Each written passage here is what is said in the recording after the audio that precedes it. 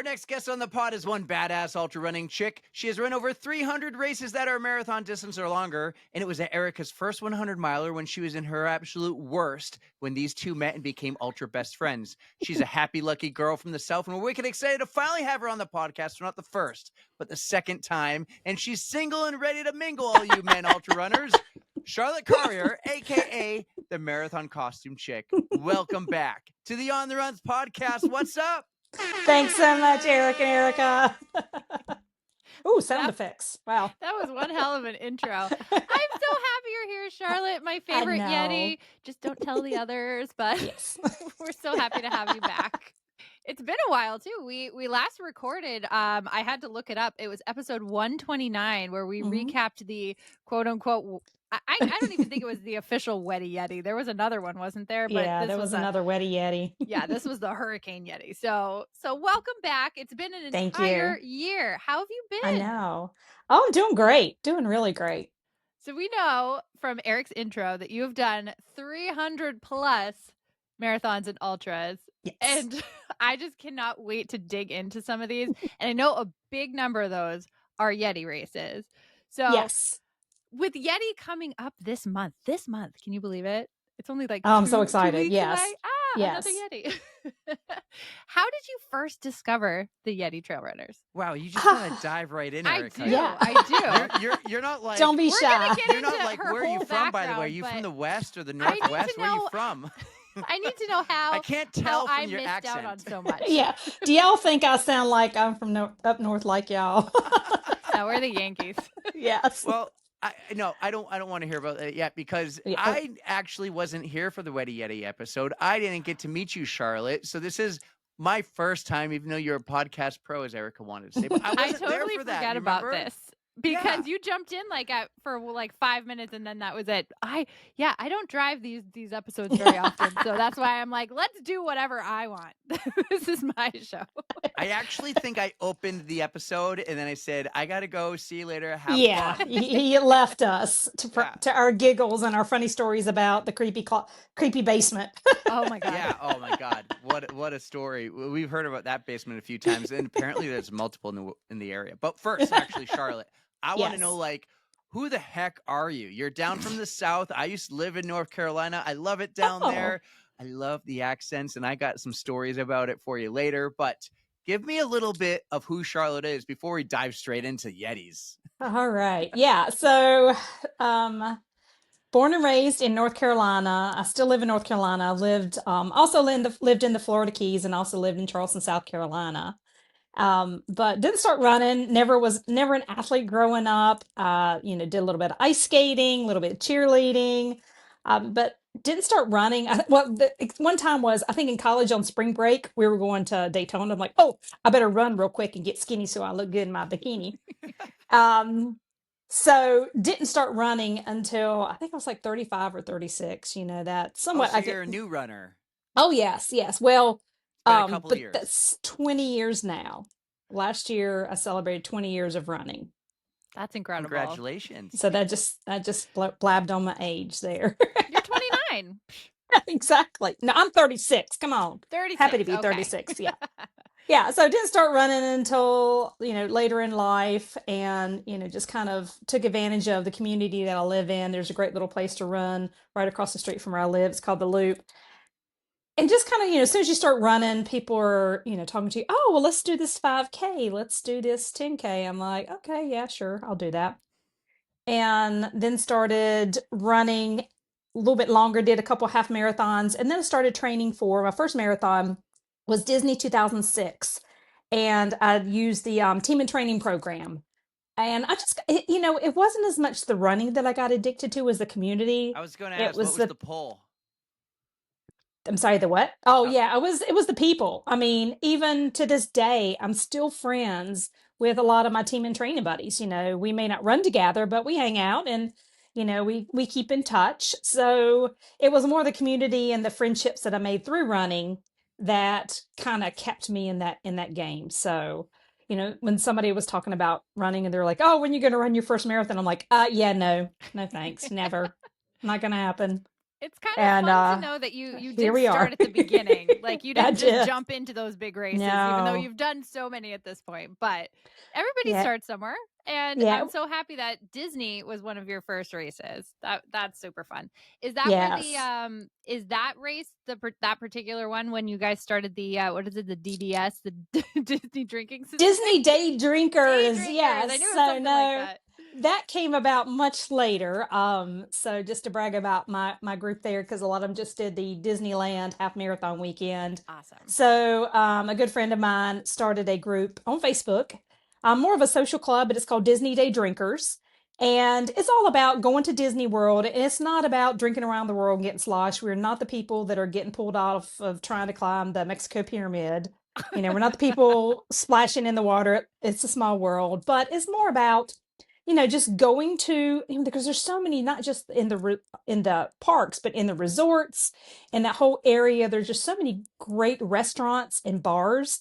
So it's about getting to know the bartenders, getting to know, if you like old fashioned, where do I go for the best old fashioned? And so when that group started, sorry, they reached out to me because I said, okay, we know you're a runner. And we have started the Disney Day Drinkers running team because the reason most people go to Disney is for the races. Mhm. So I've been involved with that for several years now. And so we have get-togethers at the Disney races. We have like traveling races. So a couple times a year, or once a year, we'll go to a different race and just kind of meet up there. So my Disney kind of obsession started a while back, but that group just really regenerated it. So find us on Facebook, Disney Day Drinkers Running Team. You got me in there. There we go. Yes. Yes. Nice. That's so cool. What was it just the Disney Marathon? Like, were they doing dopies then? Was running at Disney such a big thing in 2006, or is that just grown over time? Well, here's the thing is because I registered through Team and Training, and I did it a couple years later. I did 2008. So when I did it 2006, I think it was one of the first years of the Goofy Challenge. Mm. So I was just so annoyed at the end of the race. All those people I'd just done the marathon, and all those people with the clang, clang, clang. All these extra medals. I'm like, God, that's annoying. And so then 2 years later, I actually did the Goofy, and it was after I'd kind of not been doing the Disney races for a while that they started the Dopey, and I actually did Dopey this year. And it's not about the mile, just that 2 a.m. wake up for so many days in a row. It just wipes you out mentally. What time do you go to bed for that?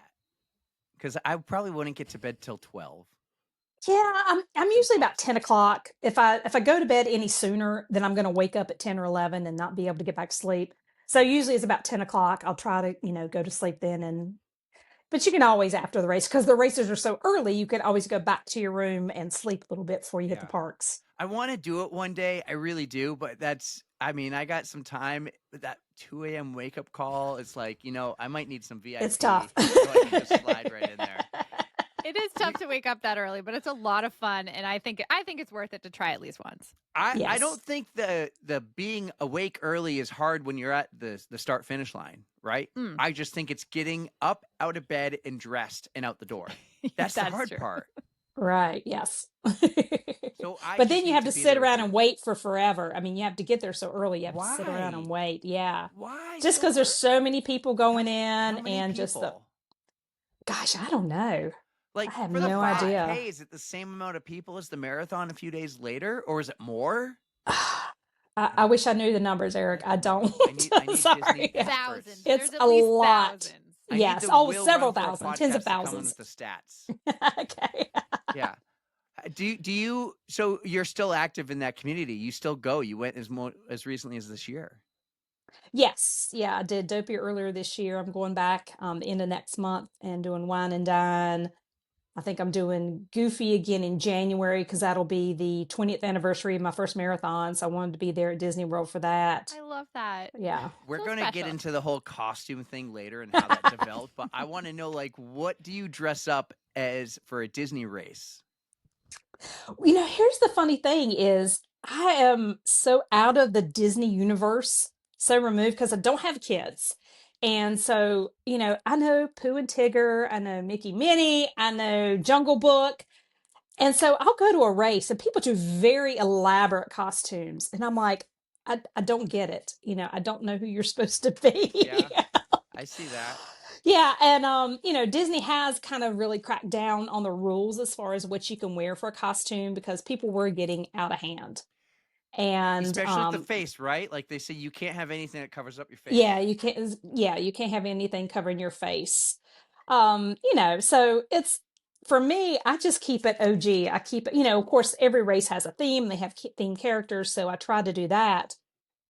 And I just try to keep it simple, but I do a lot of sequence. And so when I did Dopey, I did all the characters. I did, let's see, what was it? Pluto, Chippendale, Donald, and Mickey. No, Dopey. I actually did Dopey, but everything was in sequence. I So basically remember had to, that. It was so sparkly. I loved it. Sparkly Dopey. God, there's so Even many. Dopey, when I went up to get my picture with him afterwards, he's like, That's cool. You know you did it right when Dopey. oh yeah, Dopey yes. approved. Have you ever repeated a character, or do you try to always do something different? For the Disney races so far, just keeping it new. Just because since they change the theme every year and change the characters, I'll try to keep it new. But at other races, I definitely repeat costumes because it gets expensive. So I'm looking at a list right now of Disney characters. I'm going to throw a few out there for you that I think you should try. All right? Okay. Thumper. Oh, that would be How good. cute. And I think like that Thumper. would be easy, right? Thumper would be Yes, cute and yes. easy. You could also go like Simba, or you could be Nala. You could be like Okay, you yeah. could get a couple other friends to go as all the lions from the Lion King. What would be a little more on the difficult scale here, but you could do something from Cars. You could be Lightning McQueen, or you could be Lightning McQueen's girlfriend. You could have someone go as Tater. That's his name, right? That'd be super Mater. cool. Again, yeah. Mater. Toad Yeah. Mater. Yeah. No. Yeah. So and then if you really want to challenge yourself, like you could be Jack Sparrow. I know there's a running Jack Sparrow. There so I is, don't know if you wanna Jogging copy Jack that. Sparrow. We've actually yes. tried to get him on the podcast, but he doesn't do want it. podcast. He did Oh. respond. He was very nice about it. You could do Tigger and hop the whole time, bounce, bounce, bounce, right?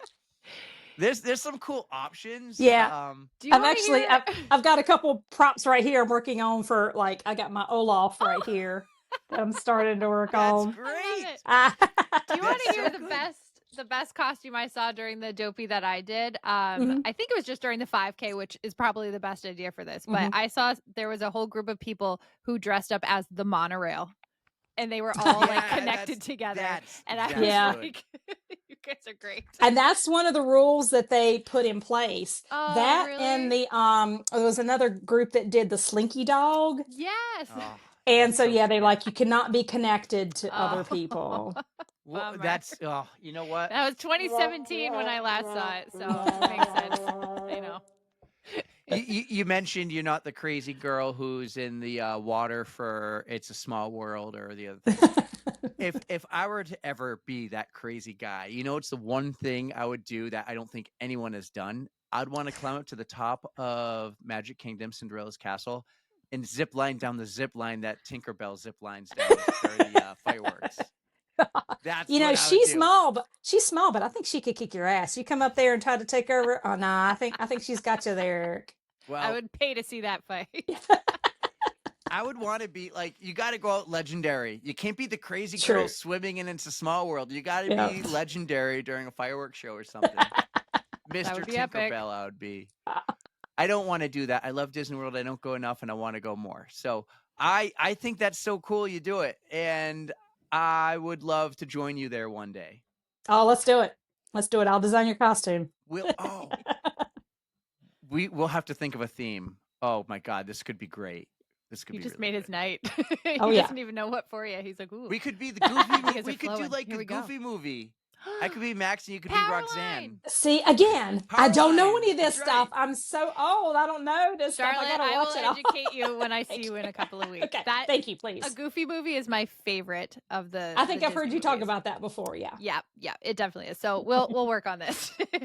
So, all right, now that we got our inner child out of the way, we're going to graduate, move on from Disney. We can come back later and talk resorts, where to Yes. stay, all that kind of stuff. I could talk Disney for hours. But I want to know a little bit more about this 300 plus marathons and ultra marathons, and I actually want to know, outside of the Disney one, what was your first and how did it go? So my first 5K was a local race. We had it at it's at the Battleship, North Carolina. And I didn't know anything about races and things like that. So I actually won. They have a half marathon too, which is really popular. And I actually won my age group, but didn't Not a realize big it deal. because I didn't know. I didn't know. What do you mean? I'm like, I didn't go up for awards because I didn't think I would have won anything. So I still have that trophy today. It's kind of in bad Oh. shape after a couple of moves, but Still means a lot. oh yeah. And then I have the proud distinction of when I moved up to 10Ks, I did the last Cooper River Bridge run on the old bridge and the first Cooper River Bridge run on the new bridge That's in New Charleston. Jersey. No, Oh, wait, Cooper River. Charleston. Cooper Wait. River in Charleston, yes. Okay. I remember So we hearing have a about that from friend- Dawn. Yeah, that's right. I'm getting New Jersey. What's the one in New Jersey called Loopy Looper? What's that river? Cooper River Park. Ah. You were In close. your Cooper River Bridge. Okay. Yes. See, I'm not that stupid. But No, we were talking about a lot about that. but so also it makes sense. Dawn from my race tats is from Charleston. That's a huge race. Oh yeah, Don, yeah. It You is. know Dawn? Well, I know of him. We haven't officially met, but yes, Okay. I know of him. Yes. He's from there, and he has Yes, like he's from a Charleston. tent and a booth at that race. He Mhm. talks about it. It's like the largest 10K in the country. Second largest, I think. Peachtree. Peachtree is bigger. Might be Boulder. Oh, but Boulder, is that a 10K or a 10 miler? 10K. They have a 10K. 10K. Oh, Okay. I'm just gonna gonna have put to you all in the fact top check 3. this. You're all Yeah. Okay. top Yeah. it's all Yeah. good. And it depends on who's celebrating an anniversary year. Right. Then the numbers go up. Yeah. Oh, True. that's so true. Hey, we might be number 3, but we got an anniversary coming up next year. We're gonna be number 1. Back on top, baby. Yeah. So then, like I said, Disney was my first marathon, and I really kind of scaled back from doing shorter races at that point. And everybody's like, "Oh, were you too good to do a 5K?" I'm like, "No, that's price per mile. Look at that." And I'm like, "Why am I going to pay, $40 for a 5K when I can get a marathon for 80?" Look at price per mile. Right. And a bigger I feel medal the usually. same way now. Yeah. Especially if I have to travel somewhere for a race. I'm like, I'm not going to Oh, yeah. travel for anything less than a marathon. Yeah, Like, exactly. I don't want to I'm sound the all same way. hoity-toity, but I mean, it absolutely makes agree with you it there. makes financial sense. And plus, since I've gotten into more ultras, my pace has definitely slowed down. And I'm like, you go to a 5K and those people are hauling ass. I'm like, shit, I'm just getting going. You're done. Like, no. Which is why I like the ultra rolled better because there's less Yes. stress and you get to have more fun because you're out there for longer Exactly. and just get to enjoy the environment. So you need to go balls to the wall. Yeah. And I still do a couple road marathons every year. I usually do, of course, Wilmington Marathon, which is my hometown marathon. I've done it 15 years in a row. I've got a streak there. Amazing. And then the Kiowa Island Marathon, which is outside of Charleston, I am the sweeper there. So I've been the sweeper, I think, about 6 or 7 years now, which That's is kind of a cool thing. yeah, it's a great race. There's a lot, especially when you're the sweeper, there's not a lot going on towards the end, and they will allow, they have a set time limit, but they will allow anybody to finish. And so I get to like follow the last person, keep the radio, so I hear all the chatter about who they're picking up, who's quitting, who's injured, and so like one time I was, you listen to the radio and they're like following the leaders of the half marathon and the marathon. Mm-hmm. And it's like, okay, male half marathon finishing now. And then it's, they go through all the where they are. And I think the first or second year I did it, then they go, the female marathoner coming around the corner. And then they call me, they're like, Charlotte, this is Liz. Yes, Liz. Where are you at? I'm at mile 8. It's going to be a while. Oh boy. So wait, as a sweeper, do you just have to stay with the person in last place? Yes. I mean, different races have different definitions for what the sweeper's supposed to do. And so when I started doing this, I was like, let's be clear. What is my role? Right, Because a lot of times it's you keep the pace and I pace a lot of races too. You keep the pace of the time limit. And if somebody is falling behind, you need to say, you need to get in front of me or you may be swept. That's what I thought a sweeper was. Yes. It's Yes. You can't get swept. And I was going to Correct. ask, like, what do you say to them? Are you just like, you need to get in front of me right now? Or are you motivating, encouraging, trying to get them to finish? Well, with this race, like I said, they will allow anybody to finish. So as long as they're progressing and they're not injured and not hurting themselves, then they'll allow them to continue. They'll pull the volunteers of the aid stations at the time limit, but they'll have, the tables will still be set up, the water will still be out there. And we have police escorts, which get annoying sometimes. It's like, dude, just back off. There's like one guy who was like a motorcycle cop and he was right in front of me and he'd like gun it and like go up 100 yards and then stop. Oh, he And was I catch up with bad. him and then he'd gun it again. I'm like, and I finally tell somebody, I'm like, can you tell him that I'm having to run slower or we're having to go because we can't run because of his exhaust. So Oh like my just tell him to God. go on. I'm like, we got this, So, He's not a We're runner. fine, dude. yeah, I got this. Maybe strategically, he's like, I get paid by the hour, and I'm going to slow these two down and make some more Hey, money. I know how much they make doing like police details and Extra stuff, and stuff, it's a yeah. lot of money. So Yeah. I can guess why he'd be like, oh, I'm just gonna poke around. Why I'm not? gonna, if Earn I that can money. slow her marathon down to 12 hours, that's a Oh, $1,200 day. And the bad thing is that Kiwa always has an amazing, because Kiwa Island is a private island. It's a resort outside of Charleston, and you can't go on there just to have a day at the beach. It's a private island, so you can only go on for the race. So a lot of people, really take the time and enjoy the day, and they have an amazing after party with lots of beer, great food, but it's all gone by the time I get there. Oh no. And mine and Erica's buddy Brian Spink was running the other. He's like, I got to finish. I saved you beer. I got you lots of beer saved. I'm like, thank Yes, you. Brian, to the rescue. I was gonna say, just like keep a cooler in your car and be like, all right, after party's this way. Follow me. So over 300 marathons and ultras. Let's stick with marathons and road races right Yes. now. What are some of your favorites, and what is your least favorite? Favorites, I'd say the top couple ones, Big Sur, just Mhm. beautiful. It's just absolutely gorgeous. Did you It is do a the little bit. Boston to Big Sur double? No, I'm too slow for Boston. Yeah, thank you. Thanks, Eric. Yeah, no, just Big Sur. It's just beautiful and it is challenging. There are some hills, but it's just so pretty. I mean, it's just absolutely gorgeous out there. And Nice. that's the first time I Hurricane spent. Point. Oh, That yes. was a bitch. Yes. And if you don't know the story, I would look this up if you ever run the race. Of course, you know about the grand piano player that sits like when you get up to Hurricane Point, you can start to hear the piano. And when you go back down and cross over the Bixby Bridge, there's a grand piano and there's a gentleman playing there. So his name is Michael Martinez. And I dressed as the piano for that race. My mom made a skirt that was like the piano Oh, keys, cute. pleated skirt.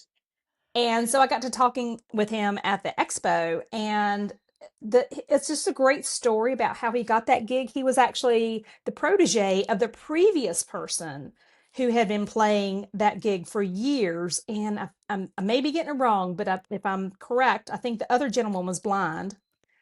And he was trying to pass the torch. Michael was his protege and just pass the torch down. And I mean, he's an amazing pianist. I mean, I bought his CD and it's just one of those Zen kind of classical piano. He plays like modern songs, so um that was just to find out that little aspect of the race just made it much more fun. That's I'm looking at incredible. photos. It looks like so many runners always stop to take pictures. Oh and yeah, stuff, and it he is. just keeps It's playing. iconic. Yeah. Oh, He he'll turn around and smile. Yeah. He plays in anything too. Any weather. If you're running in it, he's playing in it. It could be So is he like hired by the race, or has just somebody done this and he took it on when he needed to? Well, be the he's next definitely guy? hired by the race because they have to like truck this grand piano out to the middle of nowhere. So yeah, And he's wearing it's a all coordinated. tuxedo. Yes, always wearing a tuxedo. Oh man, I do know. I see pictures. I've seen the videos, but it's kind of cool. You know what? Let's get him on the podcast. Oh, you should. Yeah. I'm sure he would love to talk about it. Oh, that is Yeah. cool. So what do they do? Well, I'll have to ask him when he's on the podcast. Like when it's raining, do you cover the piano? Like all that stuff. This is cool. I don't What have know. you? I had great weather, thank goodness. So I've done it twice and I did not have the best weather, and he's still out there in the rain. Like, it did rain a little bit, so he was out there playing. I don't think he had anything like covering it, but he must have, because it's like hooked up to an amp and stuff. So yeah, they have the speakers with, like I said, when you get to the top of Hurricane Point, you can hear they have the speakers point up there, and it is like a tearjerker moment. You're like, you've gone 2 miles up this hill, and you've got this beautiful, view of the coast. You can see down to the Bixby Bridge, which is iconic. You see that in a lot of videos and things like that. And you start hearing that music, and I was just like bawling. I'm like, oh my God, this is like amazing. I'll put it on my bucket list. Where is Big You Sur? Is have that to. Northern California? No, it's like in the middle-ish. yeah, it's south of San Fran. So, because I know when I My went, brother lives in San Fran. yeah, so how I flew long in of a- there. Like, could I 2 get away hours? with? 2 Yeah, hours it's not south? that far. Yeah, So I because could get we away with not buying a hotel and staying with my brother, playing a vacation. no, No, you might have to do one night in Monterey, just because they bus you. That is Yeah, they early bus you wake-up down to call. the start. Yeah, they bus you to the start I don't because it's mind point to point. driving. Well, actually, you know what? You're right. That 2 a.m. wake up call is gross. We talked about that. Yes. You could fly into, what is it? It's Monterey. Like, what's right next to Monterey? What airport is that? San All Jose? right. San Jose, I think, is close. Yeah. It's a lot of fun. Yeah. San Jose, San Francisco, it's all the same neighborhood, but it's bigger than the state of Rhode Island. Yes. Yes, it is. Well, I hey, love maybe we that. could live podcast from Hurricane Point. What a cool name. You would get straight That up would be wind neat. into the Yeah. microphone. But all Well, right, Charlotte, that's we pretty covered cool. your favorite marathons. What about your least favorite marathons? Oddly enough, Not to my throw least shade favorite. anywhere, but Say No, Chicago. it's- Say Chicago. no. I've never run Chicago actually. So I was supposed to, but my friend that I used to run with, she broke her foot like 2 weeks out, and I just like didn't feel Oh, right going no. without her, so I gave up my spot. No. Oddly enough, the one that was probably one of my least favorites, the one that's named after me, the Charlotte Marathon. I mean, how could you not love a race named after you? So I'd say Charlotte, which is I've done it twice. Charlotte and Atlanta are very similar. It's, you start off in the downtown area, kind of the hot spot. But then there's like the warehouse district, and then there's like the fancy mansions, and there's lots of hills. And I'll never forget the first time I ran Charlotte. I'm running up this hill, and some guy says, this is the last hill. I'm like, if this is not, I'm going to come back and slap you. And of course, it wasn't the last hill, but Did you go back and smack him? I wish I could have, because I knew he was lying. I'm gonna run an extra 8 miles just to smack this guy for lying to me. That's what you get. Yeah. I'm looking And I at the think what- course map What? because I used to live in Charlotte. It's Oh, like yeah, that's up, right. down, left, right, all these weird things. Yeah. Down, I get up, down, that. up. I get how I Select wouldn't power. like it. AB. A lot going on. Yeah, A lot it going can't on be there. a Yeah. simple course. It has to be confusing. Exactly. That's fun. All right, can we get into some of the costumes now? Sure. So, at what point, how many marathons in did you start breaking out these costumes? And I have to know, like, how much effort you put into these, because they're so amazing and so much thought goes into them. So I just want to know how it all started, and yeah, just go ahead. Yeah, so oddly enough, it wasn't Disney. And when I ran Disney, there were not a lot of costumes going on. Even the second time I ran it in 2008, we did something kind of simple, but not a lot of costumes. And so my first costume marathon was 2007, the Shamrock Marathon in Virginia Beach. Oh. And I had a really good running buddy at the time. And when we were running this, she's like, oh, let's get green shirts. I'm like, cool. Yeah. So we got green shirts. And then I forgot how it progressed, but my mom made us these little skirts, and they had black material with shamrocks on it. She made like little goo pockets for us and everything. Oh, awesome. And then went to Party City and got the little hat, little leprechaun hat. And then probably what was the simplest thing, but has turned out to be, kind of what I'm known for was the booties, the shoe covers. So my mom makes these shoe covers, and for that one, and I didn't even think about this. I mean, she just came up with this idea on her own. And it was basically green sparkly material, but it had the curly toe like a little leprechaun. Cute. And it just kind of goes over the shoe. It's got Velcro to connect it in the back and elastic underneath to hold it down on the shoe. And that just became, it's like that. It was that head to toe kind of look, because you can have a costume, but then when you've got, running shoes on, it just kind of breaks up that image. It does. And so after that, like you got to have the booties on every costume. So that was the first one. And that was where we were coming down the elevator. It was kind of a cold day because it was in March in Virginia Beach. And coming down the elevator, and somebody made a comment about our outfit. So my friend goes, "If you can't be fast, be festive." So kind of stolen that tagline now. I love it. Yeah. Perfect. And the only other one that I haven't been in costume since then was I was on the way to a race. And I remember it was April 2013. And the friend that I was riding with, he had been in Boston that day. And so when we were driving together or meeting up on the interstate and riding up to Pennsylvania to do the Gettysburg North-South Marathon, he's like, "Do you mind if we go a day early? And there's this marathon in Delaware. And, just my mind's just really, I just need to run. I need to run. I need to run this situation off." I'm like, "Yeah, sure." So it's like, "Well, I'll just, volunteer for the race." And of course, you go out to dinner the night before with everybody and they're like, "Oh, no, you're running." And it was a small race. It was Delaware.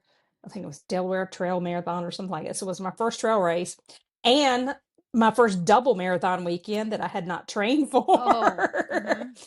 And I didn't have a costume because I wasn't planning for it. So that's the only other one that I haven't worn a costume at. Wow. So you wear a costume at every race, or are we just talking the big ones? Oh, no. Every single race. So even the 5Ks, even the 1 Oh, no. milers. Well, I can think of one where you don't wear much of anything. That's this weekend. Oh my gosh, is it? It is this weekend. I love it. Running in a birthday suit? Yes. Wait. Tell me more. There Is it is on a Instagram? race. I don't see it. No. There is a race that's just south of me in Ocean Isle, North Carolina. It's at a clothing optional resort. And a couple years ago, a friend was just going through some life changes and was just looking for those random things to just get out and do and experience life. And, so it was like, "Yeah, do you want to go run that?" I'm like, "Yeah, sure." And he was like, "Oh, okay, I guess we will go."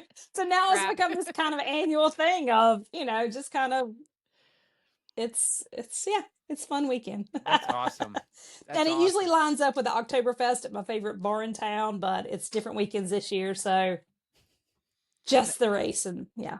Now, some of these are simple. Like I'm looking at them. One, you're a banana. Another one, you're an American flag. This one here is pretty interesting. You have a bunch of, they're not sloths. I'm going to do a screen share here. But you have a bunch of, I don't know. Oh, is the opossums? Yeah. Opossums, yes. So here, hold on. I'm going to share my screen. I feel like I've already seen all these, but I love them. Oh, yeah. So who crocheted all of those for you? Did you do them? No, gosh, no. Oh, look, luckily, you got it right there.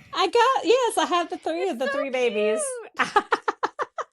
Yeah, so my best friend Laura had just got into the crocheting. And I'm like, this race that I do, and in fact, I just did it last weekend down in Florida, Pinellas Trail Challenge. Every year they have an animal on their t-shirt. And so it's kind of a local animal. And so last year it was an opossum. And I was like, well, you got to have the baby opossums. So I was finding these cute little like stuffed animals, or I forgot, was on vacation, but they're like $20 for this little tiny opossum. I'm like, I need 3 or 4 of them. So I just like run my friends like, "Hey, any chance you could make a little baby opossum?" And you make all these costumes or have someone make them? These aren't like you go to Halloween Spirit and pick something out. It is about 50-50. A lot of times, I mean, believe me, Amazon every day is calling me, is at my door. And so a lot of it comes from Amazon, things I'll put together. And a lot of times, like for the dopey situation I talked about. We bought the dopey costume. My mom, then we tore it apart, ripped it out so we could make the pattern so she could remake it with sequins. So it's a lot of Amazon. My mom makes, a lot of my costumes, but she's 83 and I can't, she can't keep up with the amount of costumes that I need. And a lot of times it's just easier for me to buy it off Amazon versus, like I've got one coming up that I'm going to dress as, oh no, what was it? Alice in Wonderland. I'm like, I can get that for $30 on Amazon. I can't trouble my mom to make this Alice in Wonderland costume. So a lot of it is homemade. You guys are a great team, though. The stuff that you guys turn out is absolutely incredible. So Yeah, I want to know a couple things here about costumes. One, yes. what costume took you the longest to make? Well, since my mom is making them, I mean, that's up to I don't know what's taken her the longest. Probably the birthday cake is one of the ones I'm most famous for. I'm looking for it. Yeah, it was way back. It was like 2012. It's been a while. That was a lot of plan and design. So technically one costume took over a year to make because we were trying to make it and couldn't come up with how to make it work. And so the next year we kind of revisited for the same race. It was my space shuttle at Space Coast. So the funny story with that is that we had it mostly made and I wasn't really happy. The last thing I had to do was to get the windows and all the, the flags and the lettering on the space shuttle. So it's the night before the marathon and we're in the hotel room and, I've got my iPad up. I'm looking at pictures. I've got glue sticks. I've got glue guns. I've got all the stuff and I just can't get it to look right. And so a good friend of mine, Susan, was trying to get to sleep. She was running the race the next day. She's like, Charlotte, it's not like there's going to be a NASA scientist there, rocket scientist there that's going to criticize your costume. I'm like, I know, Susan, but that's just what a perfectionist I am. So I run the race, win the costume contest. And after the race, I always get a lot of people come up and want to take their picture with me. So I oblige. Some guy came up and said, oh, I need to take your picture. I'm like, okay, yeah, sure. He's like, so I work at NASA and I worked on the space shuttle program. And I just got to tell you that this costume is like, Susan, come listen. This guy's telling me it's NASA approved. See, it was all worth it. Exactly. That's hysterical. Come to find out it was Alan Shepard. Oh, really? Who knows? What costume, then, my second question here is, what costume was the most difficult to run in? There's been a few. I would think there was one that I had a horse head. It was a race called Farm Days. And the horse head kind of came up pretty high. And it just hurt my neck. It was kind of heavy, that weight. And it was a 24-hour race. And it's just like, it was hurting my neck. You stayed in character the entire time. Absolutely. Absolutely. And one of my other lines is head to toe, start to finish. So, because I know at the end of a race, somebody's going to say, did you carry that the whole way? Or did you wear that the whole way? I'm like, yes, I did. And so, yeah, that kind of heavy head was just really getting on my neck and my back. And so I didn't get as many miles as I like to. So that one was kind of uncomfortable. And then there's a lot of them just because of the heat. Oh, and the dolly boobs. The dolly boobs. That was it wasn't just the Dolly silicone. So it was Dolly Parton, the old school Dolly Parton at a Yeti race. And it wasn't just the boobs themselves. It was like a silicone vest. And so it's in April in Virginia and it was super hot. And then of course I had the plaid flannel shirt over top of it. I had a long dolly wig. I had a denim skirt and I was just miserable. It was so hot. So we're having to go up this little hill, thanks to Jason, that is 2 miles up to this, the radio tower. Wait, was this Troublesome Hollow? Troublesome Hollow, yes. I've heard things. Yes. Believe them, they're all true. And so I get to the top and I'm like, I'm starting to unbutton the flannel and just like these silicone things. Let Of course, them fly.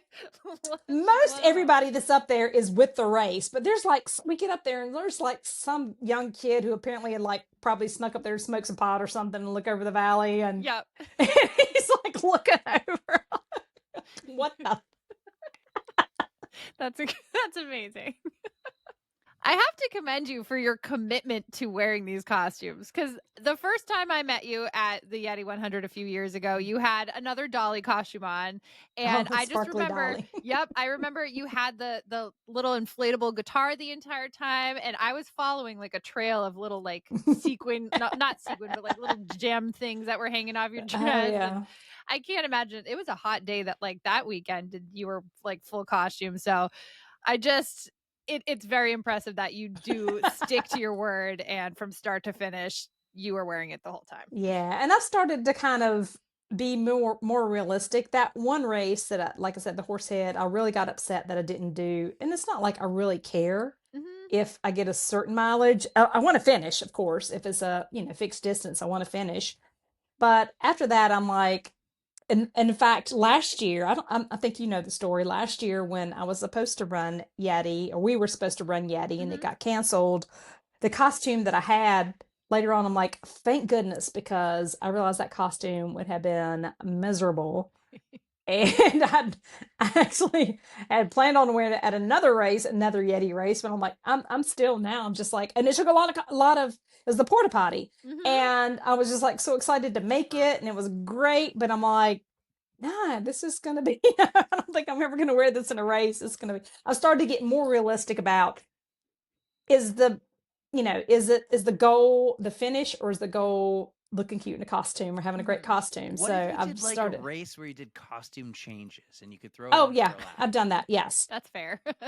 yeah. So my 50th state finish, I'm when y'all say wicked, I'm like, I think Wait. Wizard of Oz. Okay. Oh. Yeah. I didn't want you to spoil what I have here, but all right, you continue. Okay. What do you want to? Is that what you're looking at? The pictures that you're looking at? Nope, you continue. Okay. I'm going to get to my photo in a minute.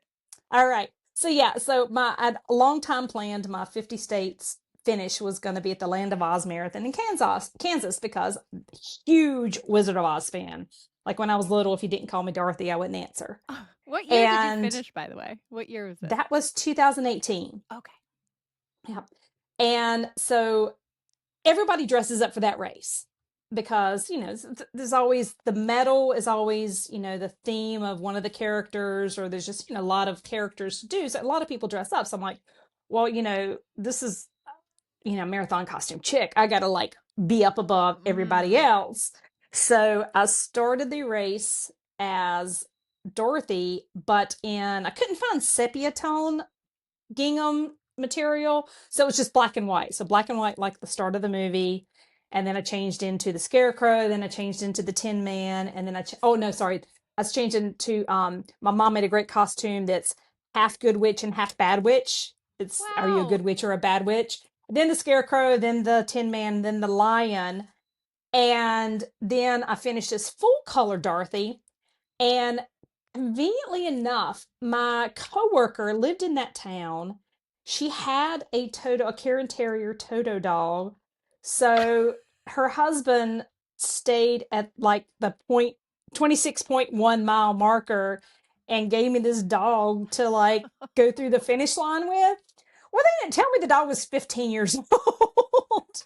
And this poor dog was just like, and all these screaming and hollering and all the noise. He was freaking out, and I was like, I was gonna pick him up, and I'm like, I'm tired, I don't know if I can carry this dog. So I'm trying to finish because I'm so excited, and this dog's like la-di-da-di-da-di-da. So yes, I have done costume changes in race. Again, the commitment is incredible. That has to be the coolest thing I've heard. Especially just going through basically the entire movie. And yeah, right. I had to ask because I ran that in 2022, and I was like, oh my God, this would have been before I knew you, but I feel like I would have noticed that if I saw you out there. Yes. I actually got, so you're a big Wizard of Oz fan. I got Yes. some trivia. It's not really trivia because I'm Oh, not going to ask okay. you questions, but I learned the history the other day. We put the Wizard of Oz on. We had this big sleepover, Mhm. and this boring guy comes on the screen and goes, "Welcome, and I just want to talk a little bit about the Wizard of Oz and this." And I learned so Okay. much, but I had to turn it off because it was like dragging out, and the kids were already lost interest. But did you know the Wizard of Oz didn't become popular for like 20 years? It was in 1939 when they filmed it. It didn't become popular until like the 1950s when TVs became a thing in everyone's household. And I think Judy Garland already passed. And the other cool thing is Mhm. they didn't want Judy Garland. Do you know who They they want wanted? Shirley Temple. Yes, and they Oh, couldn't no get way. her because she was A signed by like contract. Yeah. Fox or ABC, Mhm. and they tried to get her and they couldn't, and then the production took forever. They had multiple people play the same roles because people got sick because of something to do on set. Oh, the Tin Man got sick. Buddy Oh, really? Ebsen, who was from the Beverly Hillbillies, he was the original Tin Man, and he was allergic to the aluminum powder that they used on his And it face. ultimately killed him, right? No. Oh, I think it like No. took some years off of his life. Oh, But yeah, dang. it May took have. forever. It was actually did what I remember was the movie did very poorly when it first came Well, out. it came out the same year as Gone with the Wind. Mm. So that really took all, the Academy Awards that year. The Wizard of Oz did get a few Academy Awards. Judy Garland got a special award for juvenile actress or something that, was kind of a little bit different. And I think Somewhere Over the Rainbow, which they originally wanted to cut it because they said it was too slow and it took down the movie. They said they originally wanted to cut the Somewhere Over the Rainbow song. Yeah. But that got best original score or sound or something like that. But yeah, it got overshadowed by Gone with the Wind. It's a But classic you're now. right, yeah. I mean, because Absolute everybody classic. knows that it used to come up on like Thanksgiving weekend, and that was the Right. only time before DVDs and CDs and all that, and Mhm. VHS tapes. That was the only time you could see it. Yeah. So And now it's it a was. huge thing. Like all the kids do it in a play. Adeline was just Mhm. Toto in The Wizard of Oz last summer. So Do you yeah. know Toto? Toto was played by a dog named Terry. Terie. Terry. Oh, I Ah, did not know cool. that. I didn't know Very any of cool. this stuff. I Yeah. got tons of Wizard of Oz up here. Well, I want you on my trivia team when it comes to Oh old school Right. yes. classic movies. That's what I do. But real quick, back to costumes. I scanned a Yes. ton. I saw a lot I like. One of them in particular I liked when you were the sweeper, you were the Grinch. I just thought, Oh yeah. that's funny. That's funny. Taking away someone's joy of a race if you're like, hey, you got to stay in front of me. But there is one Oh. in particular I saw that I really liked, and I wanted to point it out. I want to do a screen share. If I do Okay. good, I'll get this on the YouTube. But Marathon 141 from 361 weeks ago, you were Let's see. the old man on the mountain. Oh yes. What? That's Which is, for awesome. those of you who are not from New Hampshire, the old man on the mountain is an iconic New Hampshire symbol. It's on all our license plates. He fell down on our about state 20 quarter. years ago. But yeah, he's on the, Yes. yeah. So the old man on the mountain, and it just looks like you have one massive boob that's disformed a little bit. It means a lot to us Thanks, New Eric. Hampshireites, though. It really Yeah, does. and they are all my costumes are themed to the race, they're themed somehow. So like to the race, especially if it's a new state. I'm going to do something to represent that state. A lot of times it's to represent, the season, like you said, the Grinch, or do it Kiowa, do a lot of different Christmas, characters. It could be my birthday. I was the birthday cake, so they're all themed in some way or another. And I struggle coming up with themes sometimes because if I do a race and it doesn't have something obvious, if it doesn't have a mascot, if something's I'm like, I got nothing. So like I'll crowdsource on Facebook. Okay, anybody who's got an idea on this one? Well, I think next time you come to New Hampshire, you should Okay. be the other subject that's on the New Hampshire license plate because you have the old man on the mountain. But if you Okay. pay some money to help give to like the conservation committee or something, you get a moose on your license plate. I think you and Erica should be a moose. Get a moose Do you want costume. the front or the back? I already got Charlotte? one. I already got a moose But I costume. want Yes. you two to be together in the We costume. will. You know what I mean?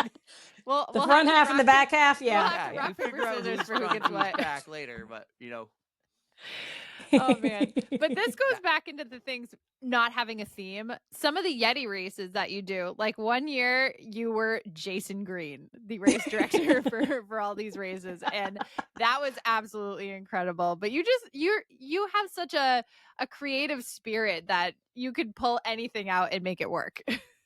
Thank you. Yeah. I struggle sometimes, but I Yeah. usually come up with something. it's really cool. Here's the lobster. I'm just scanning. In fact, I'll throw it up one more time because it's just a whole entire grid of photos. But guys, if you're watching this, So much fun. So much fun. But yeah, you're lit up there for something. You're a pinata. I bet everybody was A hitting penguin. you. I see a penguin. You're a penguin. There's Dorothy. We have you're the Scarecrow. You're the Tin Man. Oh my God, there's all I love it. the Wicked Witch. Yep. Dorothy The half again. and half and half. I saw somewhere before a lobster USA there.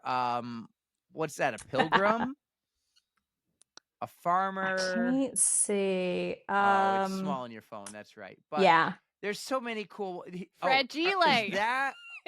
Yeah, you're the That must be leg. Italian. You're the leg from A Christmas Story. And like 2 weeks before that, I was the box, the Fragile wait. Yeah, box. And Yes. here's the. Oh, here's there's the space shuttle. Yes. The Yep. NASA approved space shuttle. Yes. Yep. Oh, so many cool things. Of Vegas. What do you call that? Roulette or Through something? roulette Yeah. wheel. Yes. Yeah. Oh, you had this an is awesome super one for cool. when you did jackpot. Here's Oh, the yeah, moose. that was awesome. You Oh, did There's do the a moose. moose. It looks so good. We're just doing a speed round here. Is that does Speed that say round. Missoula? Oh, Missoula, I need yes. to pick your brain. There's so many states that I still need, and I know you've probably done like a vast majority of them. So We got a turkey. I've got to see which That's ones are not the even best. at a turkey trot. That's in January. What? No, it was in November. It was Okay. Oh, it does. You posted it in January. I see. Oh, I yeah. see. Yeah. I went this back is to super like cool. when I created the Marathon Costume Chick Instagram, I had to go back and get caught up on all my typical races. reception you get? You know, it's funny because, like at ultras, it's a smaller group. Most people kind of know who I am. And here's a bad thing is that if I'm at a race and people are there at the start line, they see costume and like, oh, hey, Charlotte. And if it weren't for the costume, you probably wouldn't know who I was. But they see the costume like, oh, that's Charlotte. So they say, hey. And I'm like, hey, you, how's it going? Here you are. There's the Big Sur. piano, We talked yes. about that Yeah. earlier. I hope you have a photo where he looked at you and smiled too at the camera. But if you I don't, think so, yeah. Yeah. I think so, yes. This is super cool. I love that you do it for everything. You're not just like on occasion I'll dress up. And we have someone up here named Yuki who does it quite a bit too. No, Yuki. Oh my gosh. I was hoping we would definitely get to talk about her. She's amazing. Let's talk about her. Oh my gosh. After we just Okay, honor yes. Maverick and Goose right here. Love it. And we just need to know, what are your thoughts on Top Gun? Oh, I went to see that in the movie theater. I was in freshman in college. I went to see it. I can't tell you how many times for longest time. Tom Cruise was on my list. The list. Until he went a little wacko. So yeah, he's off the list now. But I quote that movie all the time. I know it by heart. It is one of my top 5 movies, like Wizard of Oz. Keep going. Then Top Gun, Twister, Sound of Music. Twister. Yeah, Twister, those are mine. I love Twister. Twister is my Did you yes. see the new Twisters? Yes, I did. I liked yes. it. It was pretty good. But Top Gun's the top movie, right? It's got to be one of the best in the world. And if somebody It doesn't is. like Top Gun, something has to be wrong with them, right, Charlotte? Wouldn't you say so? And do you know, I was watching one time, and I can't remember what channel it was on, and they cut the volleyball scene out. What? I was like, no, go back. I'm like, that's the best Is it part too of the much movie. skin? Oh my God. I They're don't know wearing what jeans. it was. They're wearing Yeah. jeans. Back So to the what? Wizard It's of Oz. the 80s. Yeah, so a little trivia about the Wizard of Oz. Back to that. So Wizard of Oz is considered a national treasure, and if they play it on TV, they're not allowed to cut any scenes to make it fit in a 2-hour movie block. It has to be showed in its entirety. Oh wow, I didn't know Yep. that either. So it's always going to be, they'll make it 2.5 hours so they can add the commercials in or whatever. Yeah. Gotcha. Smart. Well, you know what? If somebody out there doesn't like Top Gun, I think they're Oh, everyone's problem. I can't talk to them. That's Yeah, I because can't talk to every them. time they say something negative about Top Gun, they're unsafe. And I don't like you because you're dangerous. Yeah. Again, that's Yeah. one of my top 3 movies. Yeah. Yeah. Those people who don't like Top Gun, What's wrong with them? I'm just gonna go away now. Yeah. I'm trying to think. Do you somebody not I know like really close Top to me Gun, doesn't Erica? like Top Gun. I just Do can't you think not- of the name. It took me forever to watch it because it was just I think I missed the window of like the 80s movie. Yeah, Like, yeah. you know, and I don't hate on anybody who loves it. I love that you love it. It's just I think it's really cheesy. I can't help it. Best. But I think I'm gonna have to take that costume to Yeti, so I'll wear it just to irritate Erica. honestly, Erica, oh my God. I will love that because I watched Top Gun Maverick. Loved that one. That one was great. It is fun. I love you guys. What did you think for of loving Maverick? It was good. I mean, I love the fact that they kept. I mean, you can't do one without Tom Cruise. You can't do it without him. And the fact that, oh my gosh, it still breaks my heart about Val Kilmer. And Right. that Yep. scene was just so emotional. And it was good. I think they did really good, you know, because I think they did amazing. Like, Yeah. so many sequels just dropped the ball. I love Yeah. that it was 30, They did it. 35 years after the fact. Mhm. I love the story behind Goose's son with Rooster. The only thing Yeah, I I know. would have loved to see Meg Ryan, but we didn't get to see Meg Ryan. However, my favorite part was Penny Benjamin. I know. But Who here's the would've- thing: is if you didn't know Top Gun enough, you just hear her name as Penny, and everybody's like, "Oh, that's Penny." He went ballistic with Penny Benjamin. Right. Because in the first, who would have thought, like, they're not thinking 35 years ago, Yeah. we're going to have this person's name, we're going to mention her once or twice, and in 35 years, when we do the second movie, we'll be with, we'll find our true We'll love say, with Penny yep. Benjamin. I was Mhm. just like, no way. That's Penny Benjamin? You know, the Admiral's daughter? All right, here's another trivia fact, not kind of Top Gun related. So Kelly McGillis used to Yeah. live in Key West, Oh. and she has a restaurant. It used to be called Kelly's. I think her and her husband at the time owned it. But so it was Kelly's. She's since sold it and is not involved in it anymore. But during Fantasy Fest, which Was she is gone this wacko big, a little bit too? They all go a little wacko. I don't know. I mean, I know she doesn't look like she used to look in the movie, and so I know she's Yeah, you but know, they have makeup and wigs. They could have done it. Yeah. I thought it would have been neat if I don't think they had any mention of her in the movie. No, I don't think they did. Yeah. So maybe they dropped the ball a little bit on that. Like, you could have just Yeah. said, like, oh, you know, she died and was heartbroken for a while and never dated, and then 20 years later he runs into Penny. Yeah. Yeah, could have done that, but you know. Yeah, they didn't do. I think she went a little psycho, crazy, nutty. I think she went a little nutty too. Maybe I'm completely wrong. But anyways, love Top Gun. Love some Top. Erica's like, this is my can't guest. contribute, I you guys. wanted her on. Why are we talking about Top Gun and why is Eric No, taking this over? makes me happy that we all have different things to talk about, so we can relate to different topics. We're good. Erica's like, negative ghostwriter, the pattern's full. I'm just gonna sit here Request to and fly by do- this topic and move on. Can we talk Yeti All right. yet? Yeah. All right. Well, that you talked Yeti on episode The Wetty Yeti. This is Charlotte's episode.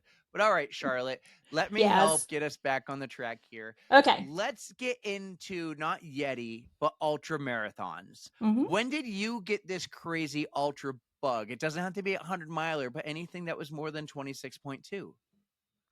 So my first ultra was the Keys, part of the Keys 100 race. It was the Keys 50 in 2015, and I had just moved down to the Florida Keys, and I moved there like a month or That's how you found Charlie's or Kelly's. Kelly's. Yeah, I'd found that before because she hosts there used to be Kelly's Kinky Carnival on Tuesday night of Fantasy Fest, and if you didn't wear fetish attire, you couldn't get in. That's what I hear. Nice. Anyway, so I moved down there, and the race was coming up, and I'm like, I've always wanted to run, that race. I knew I couldn't do the 100. And so I actually intentionally didn't start my job until like 2 days after the race because I wanted to be able to get out there in the heat of the day and run in the heat. And so that was my first technically ultra in 2015. And then I got that kind of went on the wayside because I was still trying to finish up the states. So once I finished up the states in 2018, that's when I kind of had that on the radar. And when I was in Charleston, I met a great group of people that were running ultras, and I'm like, oh, tell me more. So I learned about a couple races down there, Farm Days, which is outside of Savannah, Georgia, and just some other races and word of mouth. And it's mostly FOMO. It's like, oh, well, I don't know if I can run for 24 hours, but sure, I'll go and hang out. And sure enough, I got like second place female that year.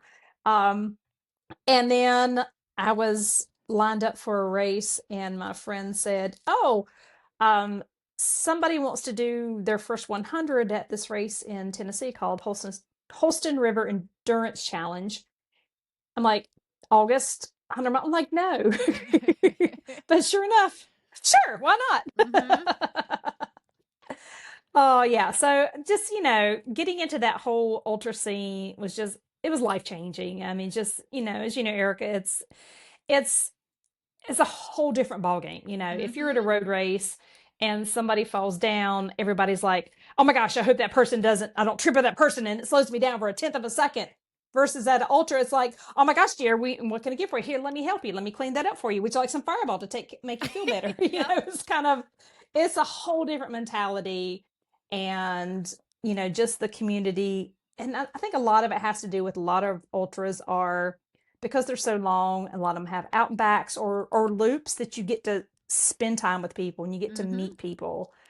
And you just can't beat that. I mean, you just cannot beat what you experience on an ultra weekend.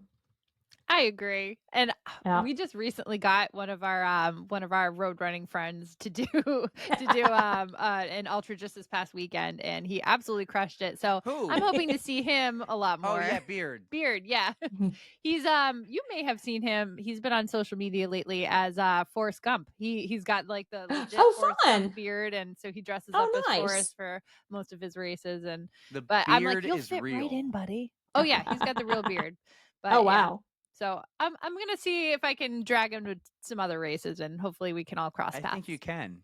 Mhm. Yeah, Absolutely. I'm known as the enabler. I mean, it's like I've taught so many people into doing their first ultra or their first, 24-hour race. And Isn't it great? yeah, I just I've come here, actually look, come do this race with me. I've started to get into that too. Our friend Tara Pterodactyl, she did her first 6 hour last year when I did Hamster Wheel, and then she's going to be joining the two of us in South Carolina in January, Myrtle Beach. Oh, I got yay. her to sign up, and yes, you can stay at my mom's house. Thank We'll you. have a big sleepover. It'll be fun. Well, I thought I was gonna like take that race easy because I thought I was gonna be doing Dark Anchor the weekend before, which is Right. another Yeti race, but they've moved it to the weekend after that. So Hmm. I guess I got to run pretty decent at Myrtle Beach. Now I got to worry about the costume. I was just going to Well, volunteer and hang out. no Now, pressure. Erica, are you going to wear a costume too to match her? You To know, match her we can vibe? talk about this. We can talk about it. It's Usually I go for the sparkle skirts. I don't usually go mhm. full costume, but I could be talked into a lot of things. But for that race, the Myrtle Beach 24-hour, I'm just planning. I'd like to get like 50 miles and then go home and eat pizza or something. So it's going to be not Nice. a huge race. I mean, winter training is really hard for me because I hate being cold. It shouldn't be terrible Yeah, in South Carolina, but who knows? But at least you never that's some know. kind of Yeah. running. Well, hopefully I can keep up my momentum until then. So at some point in this ultra career, this ultra Mhm. lifestyle you've came to live now, you find this community, the people you talked about them earlier, and you probably pick, get a new person. I'm going to ask that whole question over. Take two. So throughout this whole ultra marathon journey of yours, and we can get into race 2, then 3, then 4, and eventually hit the Yetis because it seems like Erica just wants to talk about Yeti ever since the first second. But We're you going back, found your man. community, you found your people. These people come from all over, East Coast, West Coast, North, South. You stay in houses together with haunted basements. You pick up people at the airport. Like, how did you find these people, and what is the best part about them? It just takes that one race. I mean, every single race I meet somebody new, and and you kind of had that in road running, especially when you're doing the 50 states. You get introduced to somebody, and then there's a network of, oh, well, I'm doing this race. Do you want to room share? Do you want to share taxis or whatever, or rental cars? But with the ultra running community, it's because, like I said, because a lot of times it's loops, or you just you see these people more, and because you're typically doing a slower pace, let's be honest, you get to chat more and you get to know more about people versus somebody. If you run into them in a marathon, you may see them at the start line, finish line, after party, but you really don't spend quality time, because at ultra marathons you go through some shit. I mean, middle of the night, you're trying to stay awake, and things are hurting. And so one of my problems sometimes is I'll go to a race and have a somewhat mileage goal in place, but I'm like, you know what, I haven't seen so and so in a while, let me just walk a couple laps with this person. Or I've never had a chance to spend time with so and so. There's just so much knowledge and experience to be gained from so many people that you meet, that it's like I will slow down just to spend time with people, not worry about my mileage or what pace I'm doing. Just not even about racing. It's just like, how are your kids? How was the new dog? And you just get to know these people on a very personal level, and you share a lot of personal things with people. You get to know a lot of dirt on some people. And this is just the people you feel comfortable, because you're farting in front of them and you're burping in front of them, and like, hold this, I got to go pee in the woods right here. So you have little to no shame around these people, because you're just so vulnerable during the ultra, that everybody's that way. And so you can talk about things that you won't talk with your mom or your sister about, or your best friend, but you can share it on the trail. You can share it on the podcast too. Tell Yeah. no names, but You can share like, it what's on some of the best dirt you have? Like, you can just talk about Erica if you want and not say her name. I have no dirt on her yet. Yeah, not yet. She says yet. Not yet. Yes. Well, if she has any dirt, it's probably just on me. If she's going to complain or whine about something, she's going to be like, Eric makes me do this. He makes me do that. He needs me on this night and that night, and he wants to do a Peloton run on a weekday. Why can't we do it on a weekend? That's what she's probably going to tell you. But he's the source of all of my dark thoughts, apparently. yeah. He thinks he is. What are some of your favorite, let's go with this. It doesn't have to be dirt on someone, but what are some of your favorite ultra marathon stories that maybe you've experienced or someone else you saw has experienced? You know what we love? We love everything. Spare no details. Could be good, could be bad, could be unfortunate or unique. Tell us a good one here. I'll just fess up on myself, because of the basis of the nature of your podcast on the runs. I will tell a Code Brown story. Yay. On myself. So, We all have them. Yeah, so was running Country Mile, which is like a 3-point something loop, and you camp out. And so where I was camping was a little bit further. You complete the loop, and then my tent area was a little bit further out than, and I had to go to the bathroom, and I don't want to go back to the porta potties. That's backtracking. I'm not going to do that. And I knew I couldn't make a 3-mile loop before going to the bathroom. So I'm like, oh, I'll just, cross the street, cross the road. There's my car. And it's just the road's the little dirt road that we're running on. So I open up, I just basically open up one door and just kind of shield myself and lean back against my car to support myself, because I'm running ultra, my legs are a little tired. I have a white car, so let's just leave it at that. It was not good. Oh no. Oh yeah, that was embarrassing. And the funny thing was, at that same race, they had the porta potties, and it was a 48-hour race. So halfway through the second day, the race director, Matt Hammersmith, has to go in with a shovel into the porta potties to like pat stuff down so we can continue to use the porta potties. That's gross. Back to the white car, though. Imagine if it was a Tesla with those white seats. Like, it was outside the car, Eric, not inside. I know, but how do people keep those so clean? I don't know. I don't know this kind of people. I couldn't do it.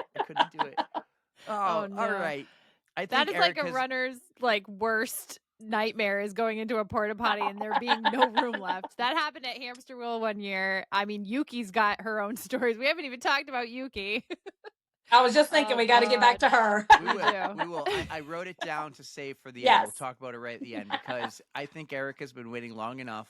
Erica is in love with these Yetis. And how can I not be? I met Charlotte. You've met so many. You've met your ultra community there outside of ADU and Hamster Wheel. I did. Like this is a whole other crew. You fly down, they pick you up, you do everything. So we road trip now. You told me like, do not fly into Tennessee. Do not. You will fly into North Carolina. We will carpool. I'm like, okay, I'm sold. So I want to know who introduced you to the Yetis, how you found them. I mean, you could have found them on your own, but how did you get into the Yeti community? I cannot even remember. I know my first one was Snakebite 2019. And then that was 2 weeks before Yeti 100. So I'm thinking I know. It was that same crowd that I met in Charleston that runs Farm Days. So Victor Fallon, Tim Waz, who's out of Beaufort, South Carolina. He does a lot of great races, Delirium 24 being one of them. Anyway, so I think they were the ones because, of course, you have to do the lottery to get into Yeti. So I think it was that crowd when I ran my first 100 in 2018 that I'm guessing, because usually registration opens up in January. So I'm thinking they're probably the ones that twisted my arm to convince me to put in for Yeti. So I think that's where I found Yeti, because I would have had to register in January 2019. Right. But yeah, once you go Yeti, you don't go back. I agree. Hashtag not a cult. When did you meet Jason Green? He's the race director, right? I got the name right? Yes. So, oh my gosh, this is a great story. So, like I said, Snakebite 2019 was my first Yeti race. So it's a 3 loops and 11 miles each to get the 50K. I'm almost done with the last loop and I get a text alert on my phone. There's not a lot of signal. This is down at Sweetwater State Park. I think that's what it's called. Sweetwater, State Park outside of Atlanta. And I get a text message on my phone that there's a fraud alert on my credit card. I'm like, oh crap. So then I get another text message that there's a fraud alert on my company credit card for the same amount to Target, like $2,111. Whoa. So then I realized there's only one way somebody would have both of those cards to try to charge shit. I'm like, somebody broke in my car. So luckily I have enough signal to get on my debit card and turn it off. And, the big thing with the Yeti race is the Jason hug. You want that Jason hug when you finish. And I ran up, hugged him, and I was like, I gotta go. Somebody broke in my car. So it was I didn't get quite the experience. So then unfortunately, somebody had broken in my car. And then, so here I am in Georgia with no money, no credit cards, no access to money. And of course, the Yeti people took care of me. Everybody's like, well, here, let me give you some money so you can get gas and get dinner on the way home. So they took care of me. So then 2 weeks later, I'm running Yeti 100 and Jason's there and he did a podcast, and I heard this conversation on a podcast. He needs to do our podcast. Oh, he would be great. So I hear him do a podcast later, and he's talking about the first time he saw me at Yeti 100. He said that I heard somebody talking about, I was at the start line and saw this girl in a fur dress, and I thought, well, this ain't gonna go well. And so then later on during the race, he saw me again. So he started calling all the aid stations. Hey, did that girl in the Yeti costume, did she, she come? Oh yeah, man, she's smoking. She's doing great. And so then after the race, we're sitting around and he's like kind of laughing. It's like, he was like, oh yeah, did y'all see that girl who was, I'm like, Jason, that was me. I love that he was checking in on you. Like, was it super hot Yeah. or something? He was making sure you were It still was moving it was along. quite warm. And so like in the podcast when he's talking about it, you know, there were also with somebody else, Phil Penty, who was a amazing runner, and he was talking about how he was struggling during the race, and all of a sudden he hears his footprints. Erica might remember this feeling.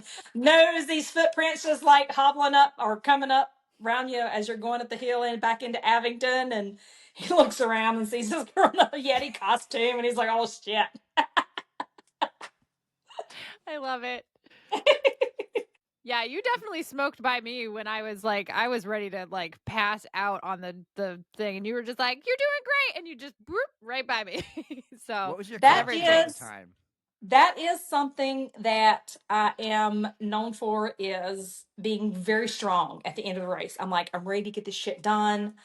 And I have. It's not like I've been sandbagging it. I've been struggling the whole time, but I really, for some reason, get this burst of energy with, you know, when I'm getting towards that finish line. One of my favorite races is the Charleston 100, which unfortunately they don't have anymore. This is going to be the first year that they're not going to have it.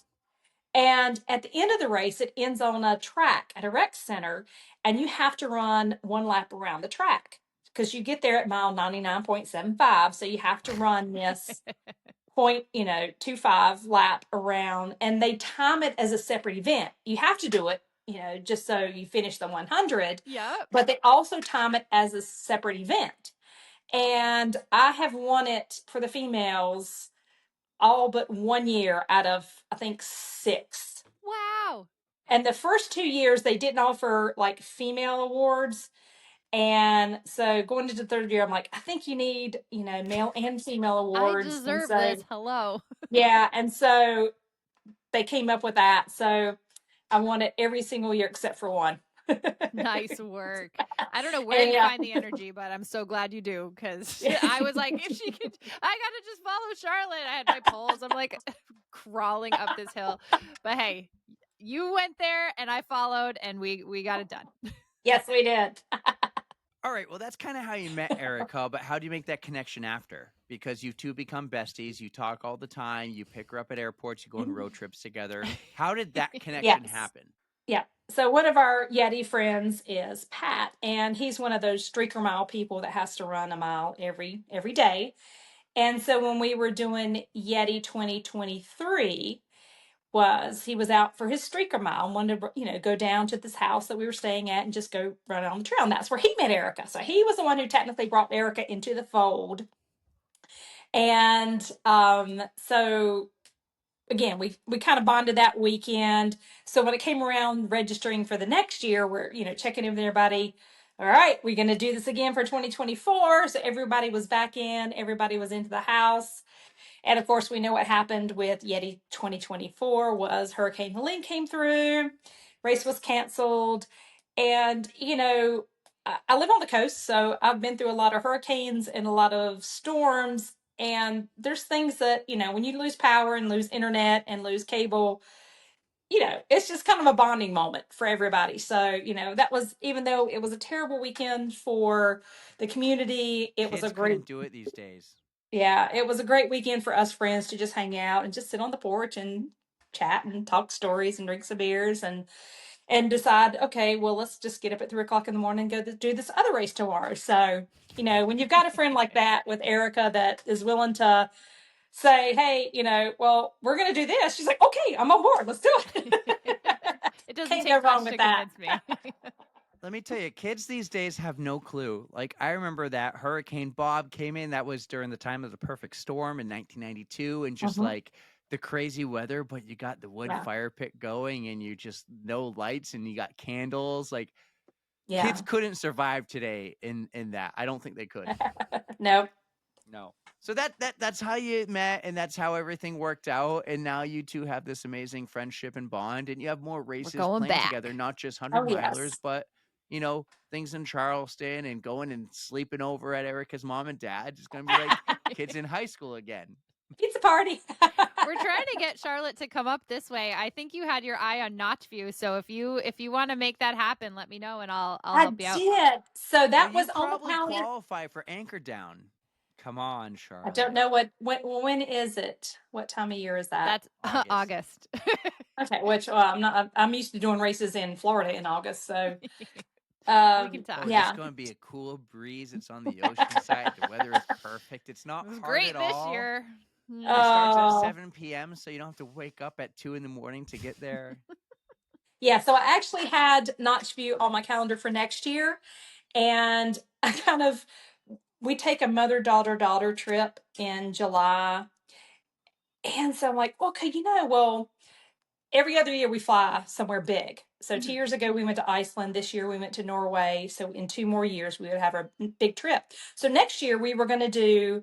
I was going to do Notchview, and then we were going to go into Vermont and go to the Von Trapp Family Lodge. Cool. So that was kind of the plan, but just with, my mom's 83 and you never know. So this Austria, Switzerland trip to the real Von Trapp family area. I think we're going to do it next year. So that may put off Notchview for another year just because You could come here in November and do okay. Hamster Wheel next year. My only Also, thing is, so I'm a buckle whore. You would get a buckle. there's a 30-hour for Notchview. Yeah, see, those 30 hours are just like, they're cutting it close for me these days. I'm getting old. My AARP and buckle ratio is getting like, Oh, no. Well, if you Well, do Hamster Wheel next year, maybe I'll do it. oh, okay. Okay. I was going to say, if you do go to Austria, Switzerland, let's talk about that Yes. too, because I went to that area of Austria and it is the most gorgeous place I've ever seen. Even Yes. it tops Big Sur. So we'll Oh talk. yeah, I cannot wait. But do they We have have a this. piano player? Probably somewhere. I don't know. We Mozart have this was picture. Austria. Yeah, we have this with picture Salzburg. of my mom in the gazebo from The Sound of Music, the glass gazebo. I'm 16 going on 17. We have a picture of her when she was 31 years old. This was 1973 it's 1973 of her like jumping between the benches like in the movie. Like we need to recreate that. We will not let mom jump between the benches. But yeah, so Notchview is definitely on my radar. Whenever you decide, you yes, let me know. yes. I hope you like deer flies. But anyways, I digress. Let's move on. We have two final big questions, and yes, I will still ask you about Yuki after this. But I'm Yes. going to go first. Yes. You, I think, know the drill. On the Runs is having this huge, epic pasta night, pasta dinner. It's going to be amazing. The crowd, the guest list is already like presidential. It's going to be great. You get to bring a +1. Anyone in the world, alive or dead, but they can't be in your family. Who are you going to take?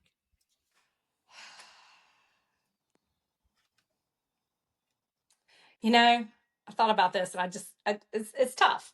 Because especially when you rule out the family, because my family has done so much to support my running. My mom makes the costumes. My sister paints a lot of the costumes. My dad, unfortunately, is not around anymore, but he got the benefit of every Friday when I'm driving to a race, I'd call him and, oh, where are you running this weekend? I don't know, maybe Erica. Well, I'm already She's going. already I'm going to say, coming. screw it. You can take your mom. Yeah. You know what? Anyways. No, I will make one exception. Yes. You can take anyone, alive or dead, Mhm. except for living family members. So I just gave you the option there. You can take your dad. That would be good because so we actually had the plan. I'll cry at this. Of course, I cry at Hallmark commercials. So I've always wanted to do Strolling Gym because it's iconic. Ultra marathon, one of the oldest in the U.S. And when I find out about a race, I'm like doing research. I'm like, okay, what's the area like? What's the mascot? What's the theme? And so I'd always heard of Strolling Gym, and I had never heard or understood the concept of where the name came from. So I started doing research. What turns out Strolling Gym was a Tennessee walking horse. My family used to go to that area every September, every Labor Day weekend, and go to the Tennessee Walking Horse National Championship. And Strolling Gym was the very first Tennessee Walking Horse National Champion. And I haven't done the math, but I think my grandfather was probably there. I don't know what year we started going. So I got so excited. So I called my dad. I'm like, Dad, this race is called Strolling Gym and it's after the horse. He's like, oh, that's great. He's like, I'll find my riding crop. I'll find my hat. I've got to, because with Tennessee Walking Horses, they were, it's the 3-piece business suit that they wear. Well, so I come with this elaborate costume that I'm making, and I reserved this place for me and my dad to stay at. Instead of a horse barn, a farm that they turned the barns into little rooms. Well, that was 2020, so it got canceled. Oh. So we didn't get to go. So 2021, my niece was graduating college, and she was getting her BSN in nursing. And my dad used to be the president of that college, so he was presenting her degree that weekend. And then the next year, his health wasn't as great. Anyway, so we were planning on doing it. I was planning on going in 2023. I think I've got the years right. Well, he passed away at the end of 2022. So my sister and I got to go instead. Took my sister, and we took some of his ashes. And I wasn't supposed to say that, share that. But yeah, so we memorialized him that weekend at the Tennessee Walking Horse National Championship. So I think it would just be, I want him to experience. He's come to some races of mine. He just he magically showed up for my 100th marathon. I didn't know he was coming. So I think it would be neat for him to see this ultra world that I've. He would I've be gotten so into. proud. Yeah. All right, Charlotte. he's in. He's in. Okay, thank you. Absolutely. Thank you. It's my question. I make up the rules, and I can change the rules. Thank you. Now, Thank you. Yeah. Now it is anyone alive or dead except living family members. Fair enough. Yeah, awesome. That's half good. the time we're going to let the living family members come too. Or maybe I'll just bring my alpaca. Alpaca will be like. Should I pack mine? Are we bringing these to the You race? have to bring your alpaca. Okay. All right. Moonshot's going to come. So. All right. So, Charlotte, we have our very own Spotify playlist, and we like to invite our guests to add a song to it. So, what are you going to add? What banger are you putting on this thing? I tell you what, I've added several songs from what you've from your playlist. So, I've got like 3 to 4 power songs. Mm-hmm. So, and these are the songs that I have. I have this called. I have curated my running pod playlist since I started running in 2004. So I had this 20-year long add these songs, but then they were all like hard rock, AC/DC, Metallica, good stuff. Just really heavy stuff because that's what you want, that energy. Mm-hmm. Then I kind of like, okay, well, now so that's called Running Rockin'. So now I have a playlist called Running Dancing, which is like more dancey songs, more current songs. Then I have another one called Runnin' Racin'. The Mortal Kombat soundtrack has the most powerful songs for running. And I had this playlist that I would make it for like a 5K back when I used to run 5Ks. Mm-hmm. And it was like perfect tempo and like the songs that I picked in that order. So it's got to be the theme song from Mortal Kombat. I haven't listened. Song. I don't know if anybody's ever added that yet, but it's an epic song. I haven't heard it in forever, but we used to play it so often in college. Wasn't that the song that we walked to in Tashana and Chris's wedding? We were both at our friend's wedding, and I think that was like the song where we walked in to celebrate them at the reception. I had my phone on me right now. I'd hook it up to the Bluetooth on the recorder and just play it It's so funny you say that too, Charlotte, because I was talking to one of my friends today, and her daughter. Our reaction, Erica, when we heard it was just for real. Her daughter does gymnastics, and she just told me that that's going to be her floor routine song because she's like, "Do you recognize this?" And it started off differently, but then it got into like that. I was like, "Oh yeah, God. It's insane, the best, insane." And that's one of my secrets at the end of a race, and that's what I do for Charleston 100. When I do that 400 meter. I put on my the end of a race. I've got this special. That playlist was called Running Kickin'. So it's like it starts out with Mortal Kombat CD, and I've got like 4 or 5 other songs. And another one that I will add is whoa, no. Hey, I get to make the Nope. rules. another one that I'll tell you that I like. You don't have to add because you're already going to add Mortal Kombat. Fair enough. Hazy Shade of Winter by the Bangles. Ooh, I don't know That that just one. like Erica, stop writing. I see you I writing. want to Stop hear writing. this.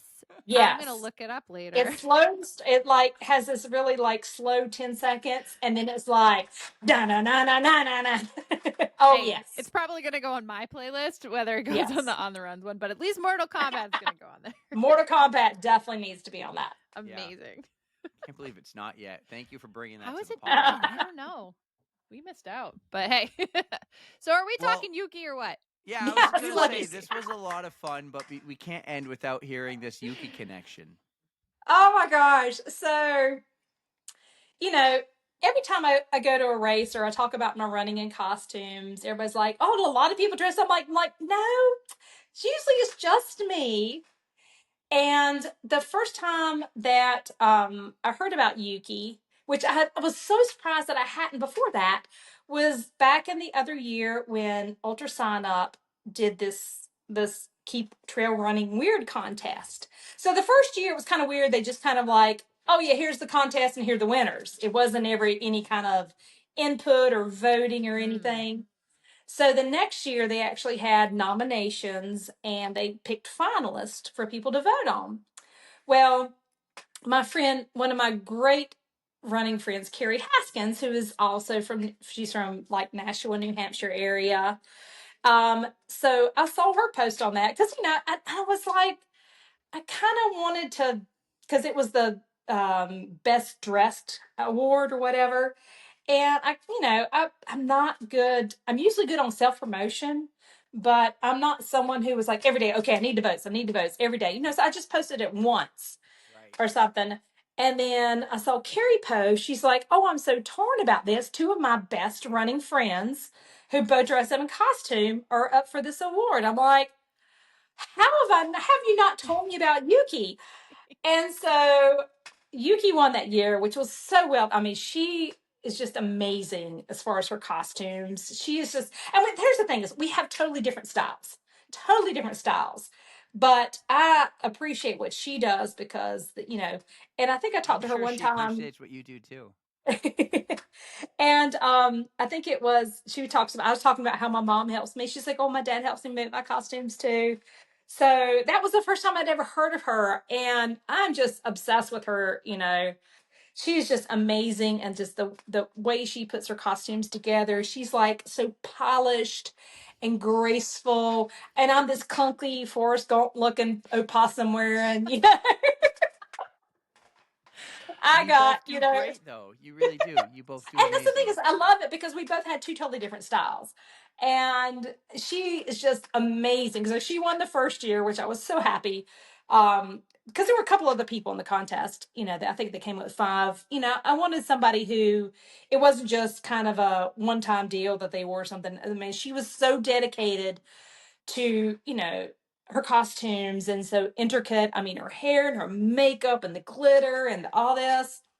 And so I ended up winning the next year, and it was just perfect. So, because, and I just so admire what she does. And, every now and then somebody will send me a picture. I'm like, oh yeah, that's Yuki. I know. That's nice. She's the best. We've never met in person. We always talk about we need to come up with some. Maybe if I do something up there hamster wheel. Yes, if we I will come make up it with happen. something like that. Yeah, we'll make the connection. Yeah. But I just love how much Boston fun you guys Marathon. are bringing to the sport. You guys are making it so much more fun, and I just and love that's the whole it. point. And keep it up. Yeah. Yes. And that's the whole point, because like I said, people are always like, see everybody else dressed. I'm like, no, it's usually just me. And so I talked about the Wizard of Oz theme at my 56th finish, and I was kind of planning on that being my grand finale, with costumes. Right. But I'd be out running a race. Well, that was a couple years ago, so I've definitely changed my mind. But I was running, I'd run a race and somebody says, well, weren't you the Maine, the Lobster in Maine, or weren't you the Southern Belle in Charleston? And it's just kind of like, yeah, I mean, just I can't give it up. Why should you? You have, if as long as you are having fun with it, just keep it going. Yeah, Yeah. Well, I this was a am. lot of fun. I'm glad I finally got to know you. Erica's Yes. talked about I you just for wanted years. to jump right in, and I sorry, yeah, I kind of yeah. took Let's it talk away about from. Yeti. Yeah, she goes, Sorry, well, took it away let's just from start Eric. with Yeti right now. I'm like, whoa, calm down, girl, calm down, calm down. I just got so excited, you guys. Like, Yeti is coming up soon, It and I get to is. see your Well, beautiful what are you face looking in forward person. to this year with Yeti coming up?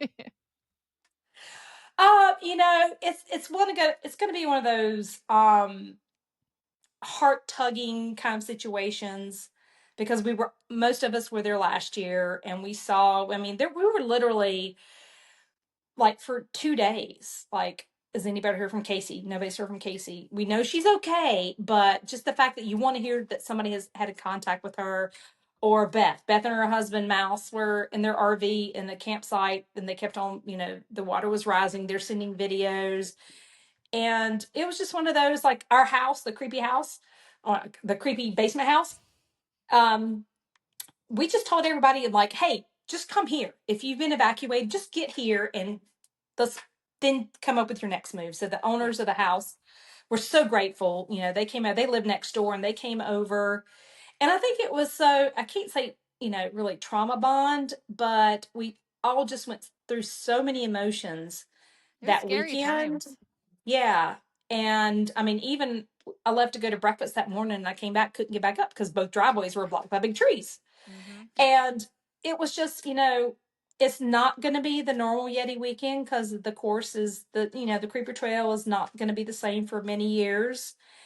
But just the fact that we could all bounce back and come back, and the Yeti family has always, anything that's happened in that area or just any situation, to Yeti members come together like you would not believe. I mean, just we I forgot how many, was it $30,000 or something? I think 40 actually. Yeah, Yeah, that's what Jason was saying. Yeah, raised just for that community, and Jason was very adamant about making sure it got to the right the resources that needed it, not just he made sure. I mean, he even donated all the food from the race that weekend to the local community. So it's going to be a tough weekend, just knowing that it's not the same Yeti that it's always been. But then we've had course corrections several years, when 2020, when was COVID and they had to do some changes, and then there was bad weather, and then the next year was a hurricane, and so a lot of things happen. So it's not that it's not the course that we are in love with. It's just being there. And so, it's going to be, things have changed since we've been up there last year. We saw that at Dam Yeti in June. The house that my friends Tori and Ken usually rent's gone, totally gone. Wow. And yeah, so it's going to be interesting. But yeah, I think just the fact that we're there with our Yeti family, hashtag not a cult, we're good. That's all we want to be. Is we don't care if we run or where we run or how far we run. Just being together is what's great about those weekends. You said it. Awesome. Yeti family. That's what we are.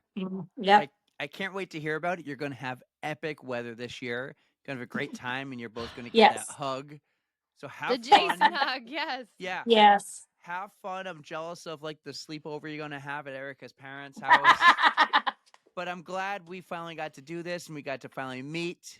This was a lot of fun, Charlotte. Thank you so much for doing this. Oh, so nice to meet you, Eric. And I'm so happy to see you in a couple of weeks, Charlotte. We're I gonna. know. I'm excited. We're gonna have a blast. Us and Moonshot and all of our other alpacas.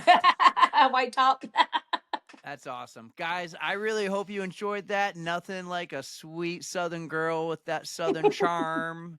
Charlotte Corriher on the On the Runs podcast. That was wicked awesome.